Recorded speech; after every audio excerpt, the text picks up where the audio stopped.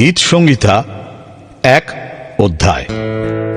ধন্য সেই ব্যক্তি যে দুষ্টদের মন্ত্রণায় চলে না, পাপীদের পথে দাঁড়ায় না, নিন্দকদের সভায় বসে না, কিন্তু সদাপ্রভুর ব্যবস্থায় আমোদ করে, তাহার ব্যবস্থা দিবারাত্র ধ্যান করে। সেই জলস্রোতের তীরেই রোপিত বৃক্ষের সদৃশ হইবে, যাহা যথা সময় ফল দেয়, যাহার পত্র ম্লান হয় না, আর সে যাহা কিছু করে তাহাতেই কৃতকার্য হয়।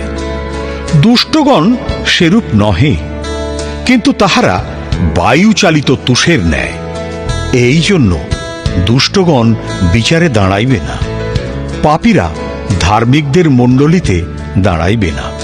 কারণ সদাপ্রভু ধার্মিকগণের পথ জানেন, কিন্তু দুষ্টদের পথ বিনষ্ট হইবে। আজকের ঈশ্বরের বাক্যের জন্য আমরা ঈশ্বরকে ধন্যবাদ দিই।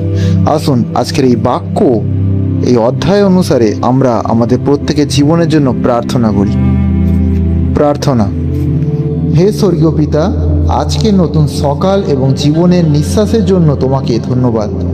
প্রভু, তোমার বাক্যে লেখা আছে, ধন্য সেই ব্যক্তি যে দুষ্টদের পরামর্শে চলে না, পাপীদের পথে দাঁড়ায় না, ঠাট্টাকারীদের আসনে বসে না, কিন্তু সদাপ্রভুর ব্যবস্থায় আনন্দ পায় এবং দিনরাত তা ধ্যান করে।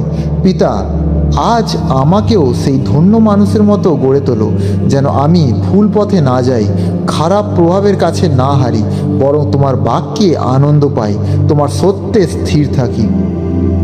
আমাকে সেই নদীর ধারে রোপিত বৃক্ষের মতো করো, যে সময় মতো ফল দেয়, যার পাতা শুকায় না। আমার জীবনেও ফল আসুক, প্রেম, শান্তি, ধৈর্য, বিশ্বাস, পবিত্রতা ও অনুগত্যের ফল। আজকের দিনটা তোমার হাতে দিলাম। আমার কাজ, কথা, সিদ্ধান্ত, চলাফেরা সব কিছু পরিচালনা করো। যেখানে ভয় আছে সেখানে সাহস দাও, যেখানে দুর্বলতা আছে সেখানে শক্তি দাও, যেখানে চিন্তা আছে সেখানে তোমার শান্তি দাও।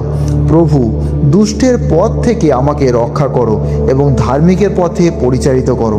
আমি বিশ্বাস করি তুমি আজ আমার সঙ্গে আছো। যিশুর নামে প্রার্থনা করি। Amen, amen, amen. প্রভু আপনাদের প্রত্যেকের জীবনে প্রচুর রূপে আশীর্বাদ করুক। সকলকে জয় যিশু।